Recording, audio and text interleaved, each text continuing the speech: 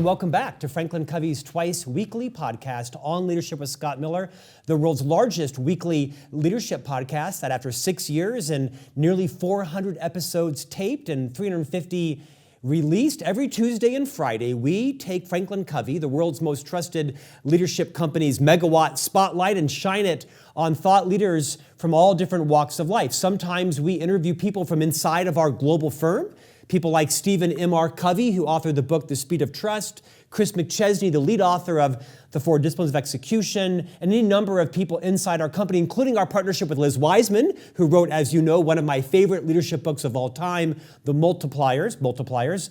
We like to also interview people from outside of the firm, people that have done remarkable things. They've conducted research. They've led themselves. Not every conversation is about leadership. We've interviewed NBA players, NFL players, people that have suffered tragedy but have been bold enough, courageous enough to come on and talk and teach through it. We've interviewed business titans, authors, experts of every walk of life. And then occasionally we love to swing that pendulum back to the theme of this podcast, which is the core topic of leadership. And today I'm delighted to interview one of my colleagues and friends, a member of the MG 100 Coaches, of course, a group that Marshall Goldsmith, the iconic leadership mind, put together, some of the greatest minds in the world. And today I'm delighted. And now, this woman is both a genius and she is French, and I want to make sure I do justice to her name, and she'll forgive me and correct me when I pronounce her name.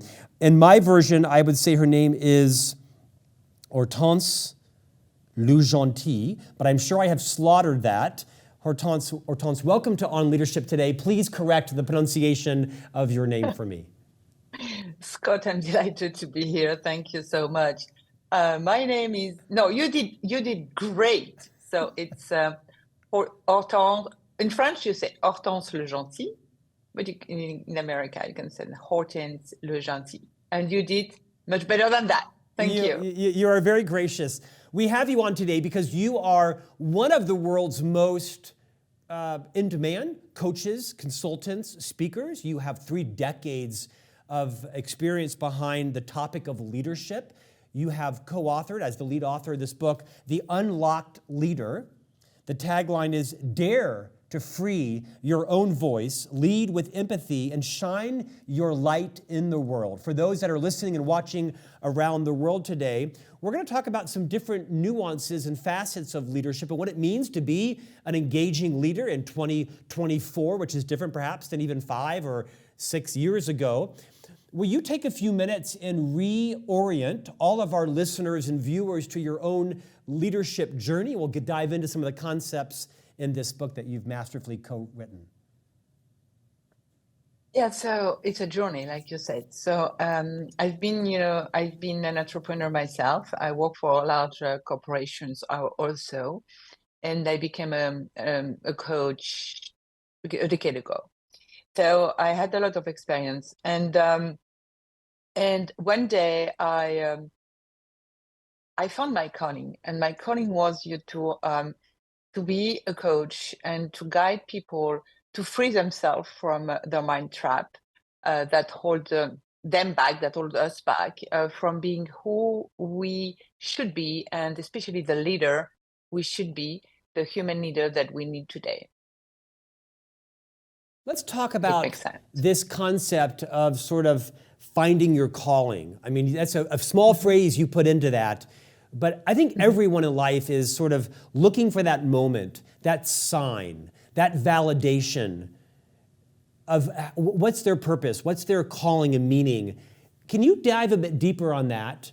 This didn't happen earlier in your career. Will you kind of unfold and rewind? What were the signs that led you to understand you should be a leadership coach? Because everybody that I know is looking for that pivot, that moment, that validation. What can people take out of your own moment that will help them uncover theirs? Mm-hmm. So maybe I should go back 15 years ago. So 15 years ago, I was stuck in my personal life and my professional life. And so I was lost. I didn't know what to do. And then, of course, everything went south, and I got sick, and I was stuck in bed for months. So I had time to think, right? And then I had a dream.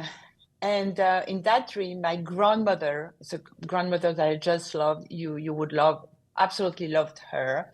Uh, and she came to me in my dream, and she told me, "You have to find the path of roses." I absolutely didn't understand what she meant.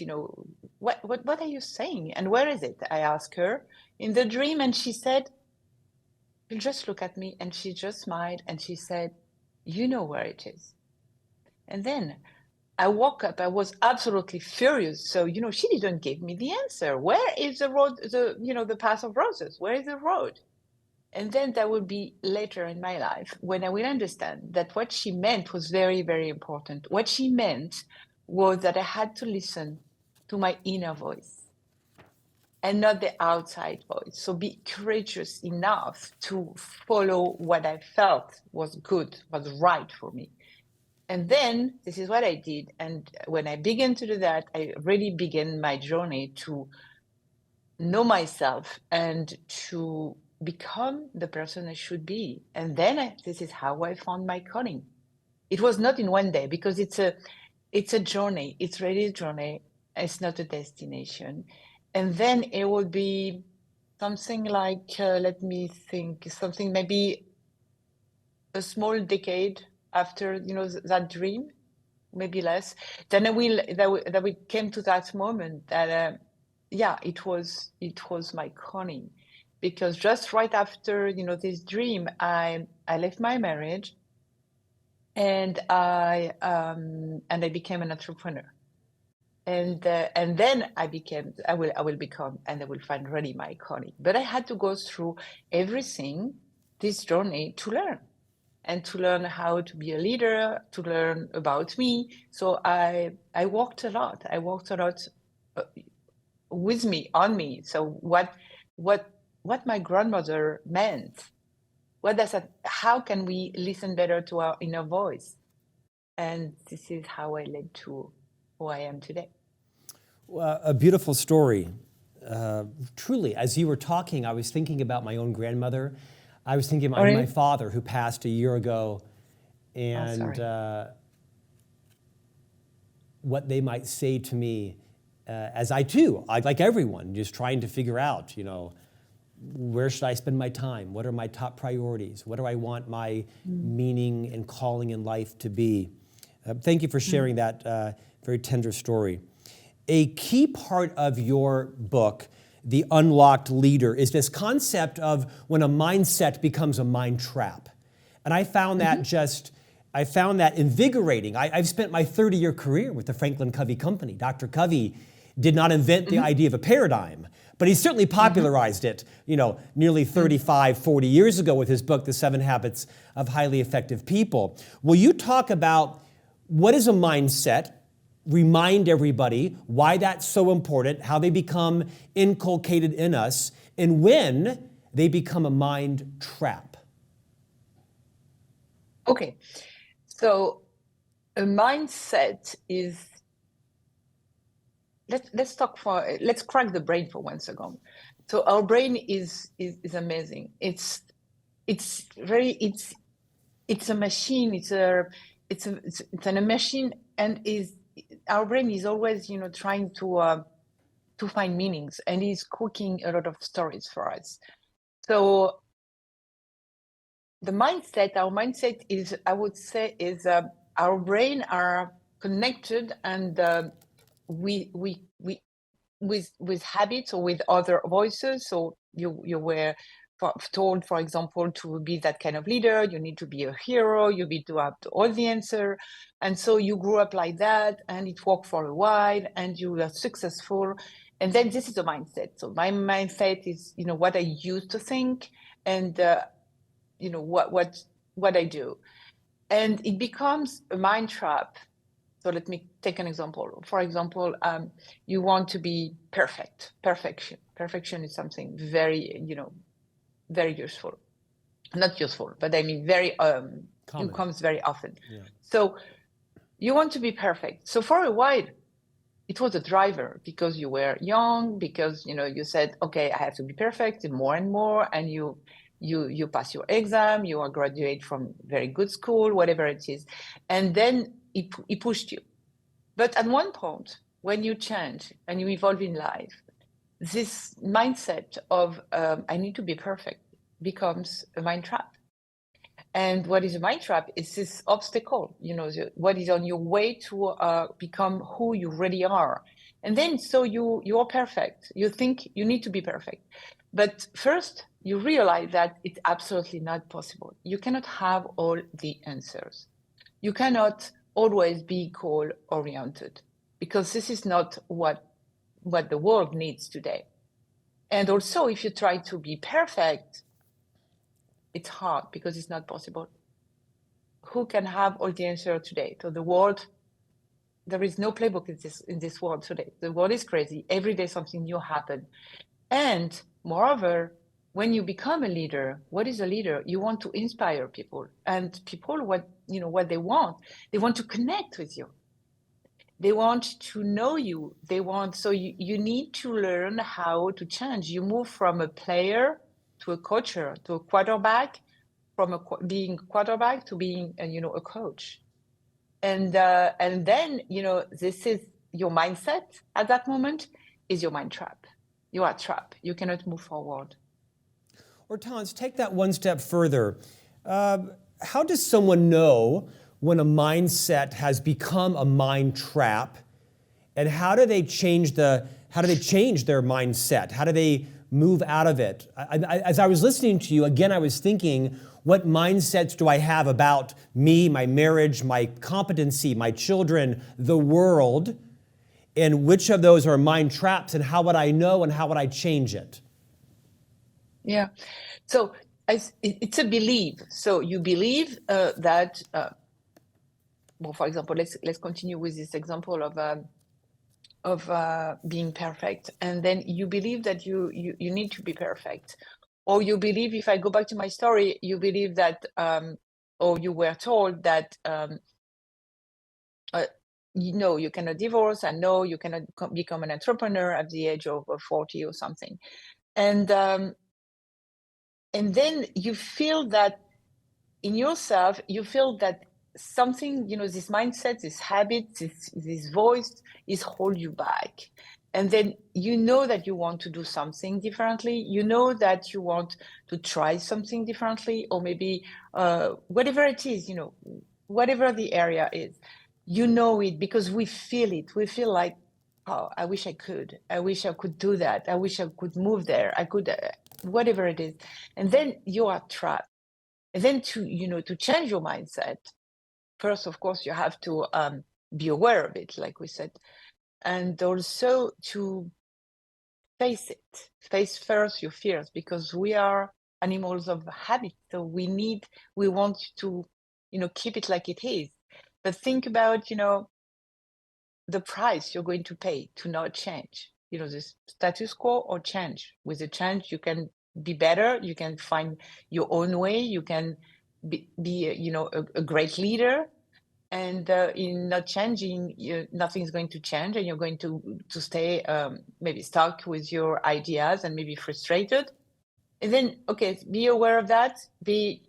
Face your fear, and then ask you this question: why I am trapped? So, for example, if it's this voice who tells you that you should be perfect, who said that? So track the source. And from my experience, it could come from trauma that are not overcome, or that could come from other voices. Hortense, you mentioned the word trauma, and I want to build on that, if you will, because it's actually a part of your book as well. I enjoyed this section. About a year ago, I had the privilege of interviewing Dr. Bessel van der Kolk. He wrote the book, The Body Keeps the Score. And I made a mistake during that interview. And I want to kind of debrief it right now, because I really couldn't relate to his book very much, because I felt like I've lived a life generally trauma-free. And I think there's truth to that. When I think of the definition of trauma, I think what is happening in Gaza, what's happening in Africa, what's happening in Ukraine, what's happening in parts of America that I don't even know about. I have a definition of trauma that I feel like my life is so far from. It would be arrogant to say I have lived trauma. And in the interview with this author, I said to him, gosh, I don't even know what trauma is. Since then, I've had several people try to pull my trauma out, to convince me of all of my traumas, and maybe that's good or maybe that's bad. I still think I put trauma on a different level of what's happening in Gaza and what happened in Israel on October 7th than what my life has been like. Your book is titled The Unlocked Leader. Well, I know you're not a psychotherapist, I don't think. Would you talk about the role that trauma plays in everybody's life, including people like me that have had a fairly successful life? We've not had any major violations to our mind, our body. But everybody has some level of trauma, and it impacts, it instructs, it informs the way they lead, the way they connect, or can't lead, or can't connect. Take that everywhere you'd like to take that. Not so that everybody knows they have massive trauma, but all of us have some trauma, and it does instruct the way we lead. So I think the best is to share a story. So I had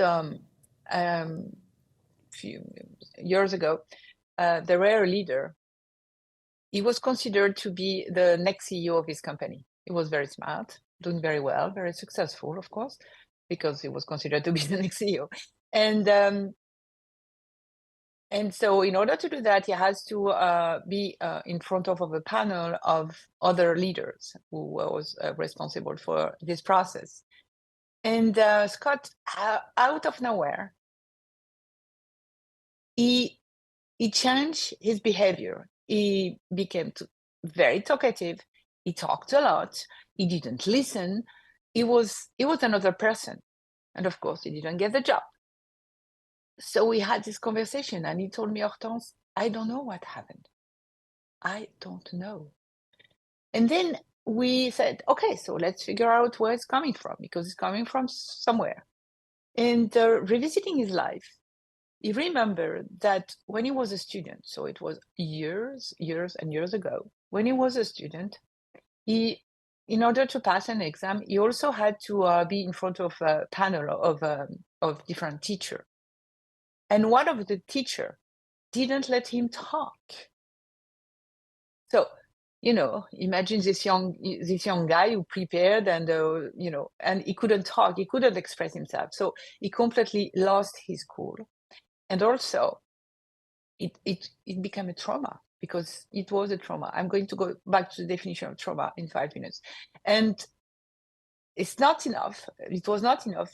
The teacher told him, so he lost his cool. And the teacher told him, young guy, I don't know what you're going to do, but I can promise you, you will never be a CEO, because I can see all your emotion on your face. So that young guy left the room with a trauma, because and thinking that it doesn't leadership is not about showing your emotions. So it was not true. And so when the time came, the first time he was considered to be a CEO, everything was in his unconscious. It was not conscious of that. He didn't remember that time, but his unconscious understood, remember that time, and said, okay, so now you know what I'm going to do? I'm going to talk and talk and talk and not let anybody interrupt myself, cut myself. I need to talk. And then this is what he did, but it was not relevant in that case, not at all. And then this trauma, so if I go back to your question of your trauma, the trauma is my definition of trauma, it's not my definition, but definition of trauma is it's a moment or a series of moments that triggers very strong emotion, and that trigger also your sense of safety. So that could be, in this case, this young guy felt this trauma. Another student maybe would not feel that, but he felt shocked. He felt in shock. And then a trauma, I like, this metaphor of our brain is like a house. So you have different room in the house. So you have your bedroom and you have a kitchen, and in each room you put the right thing. So you put your bed in the bedroom, and in the kitchen, the fridge or whatever. And now imagine that in the middle of your living room you have a car. So it's a bit complicated because having a car in your living room. Imagine that you want to watch TV. You cannot watch TV. Well, not really good because you have to put yourself that way or whatever. And then imagine you want to talk with someone with that is sitting in the sofa behind the car. You cannot. So a trauma is something that is not it's an emotion that is not at the right place in our brain. So our work is to take back the car and park the car in the garage, because the place of the car is in the garage, is not in the living room. So this is what a trauma is. And each of us, we have small trauma. It doesn't have to be big, like, of course, Gaza and war and Israel and unfortunately, everything that we can name. But each of us at one point, we feel, and it arrived to me too,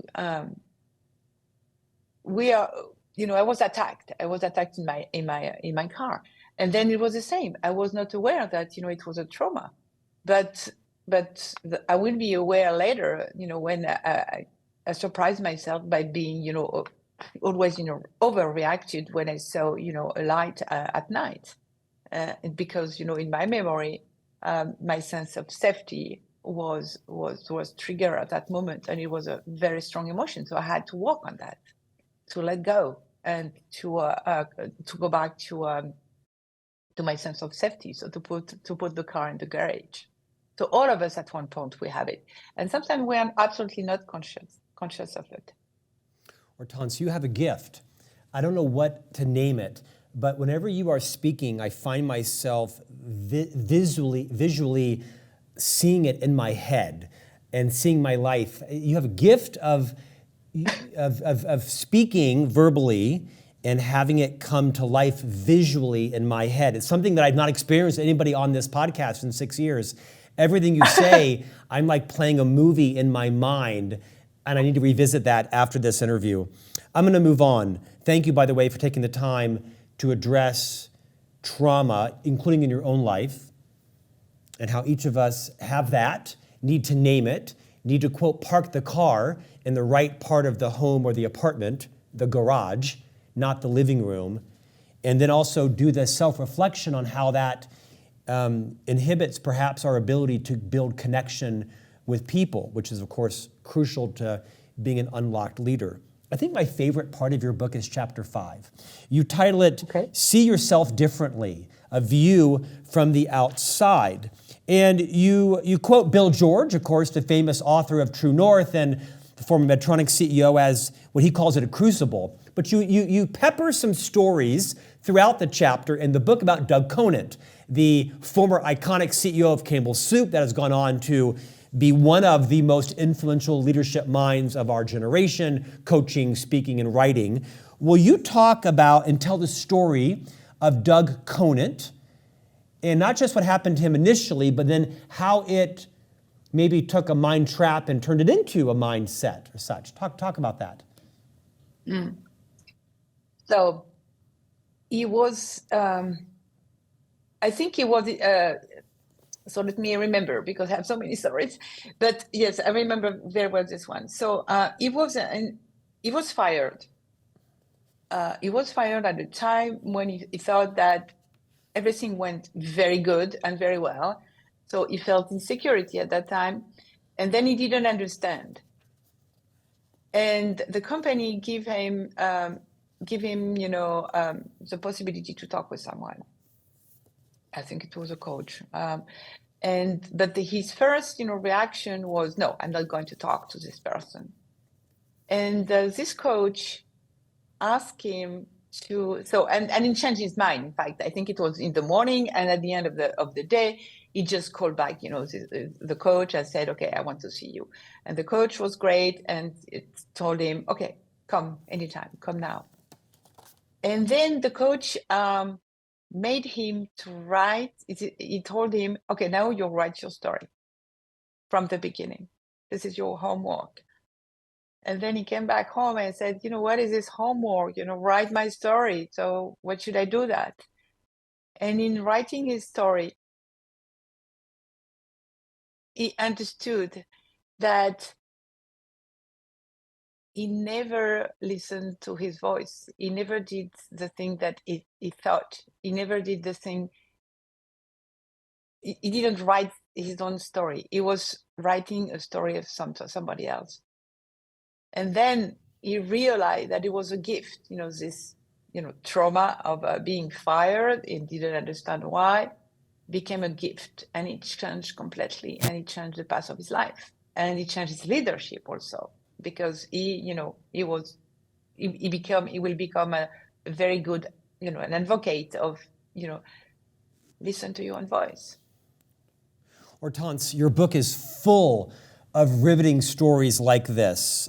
This is my favorite story in the whole book, is this you uncovering with Doug that his story was actually someone else's story. And I want to take just a moment and reiterate this. I think this is a profound lesson that readers of your book and people you coach pull out, because to some extent, all of us are living someone else's story. All of us have an identity that someone else placed upon us. Our parents, our guardians, our caregivers, our teachers, our headmaster, our rabbi, our priest. And I don't know that most of us know that or admit that. It's not wrong. It's not shameful. But when I was preparing for an interview once with the famous actress Viola Davis, I read in her book with Brene Brown, she talked about the power of knowing your story. And then the next day I was interviewing Eric Barker. He wrote a famous book called Barking Up the Wrong Tree, and a couple of other books. He's kind of a social psychologist. And the next day he talked about the power of knowing your story. I went home that night and asked my wife, had she ever told herself her story? She said no and fell asleep, because we have 3 young boys that have my energy, so she was exhausted. So at the age of about 50, I got out of bed at midnight, 10 o'clock at night, and I walked around my living room with a wire whisk in my hand like a microphone. And at the age of 50, I told myself my story for the first time in my life out loud. And then I literally walked around our living room in the dark for an hour. And out loud, I told myself my story. All the truths, all the lies, all the things that people had said about me that were hurtful, that were true or not true. The things that I liked about myself, the things I didn't like, the mind traps, to quote you, that I had built around myself. And at the age of 50, I told myself my own story and then decided what did I want my story to be. What did I want to accomplish? What inhibitions, what challenges did I think I had that I wanted to overcome? And I'd like you just to finish off this conversation today, reminding people the power of deciding their identity, of telling themselves their story, and what that can do for them in the future to unlock them as better parents, as better friends, as better lovers, as better spouses, as better leaders. Make that connection between defining your identity and telling yourself your story. How do people do that, and what will the outcome be? Thank you for your patience listening to my long setup. No, I love it. Thank you for sharing that. It's so important. Let me just redefine something. The unlocked leader, and if I go back, to my story and my inner voice, this is exactly what we're talking about. Why should we, free ourselves from our mind traps that we talked about before, and how do you do it? So the book is about that. How do you do it? Because it's not easy. And by challenging, finding the source. So I repeat, but finding your mind trap, tracking the source, and challenging, the beliefs. So is it true? Is it relevant? Is it helpful? And let go. So this is a process of unlocking yourself. And why it is important? Because then, exactly like in my story, then you begin to write your own story. You don't write the story of others, and that's a problem. That's why we are trapped, because I believe that everyone has a special talent, each of us. And then one day we need to meet this special talent. You need to, to grow this special talent. And you need this courage to face that, to unlock yourself, and then you are free. And then you begin to write your own story. And you think about, okay, how do I want to show up as a leader, as a person? What are my values? What is my why? What drives me? And then you work on it every day, because it's a new connection, a new mindset that you're working out. And you write your own story every day. And every day you have this daily, what I call daily rendezvous with yourself, and thinking about, okay, where I am in my journey of writing my own story.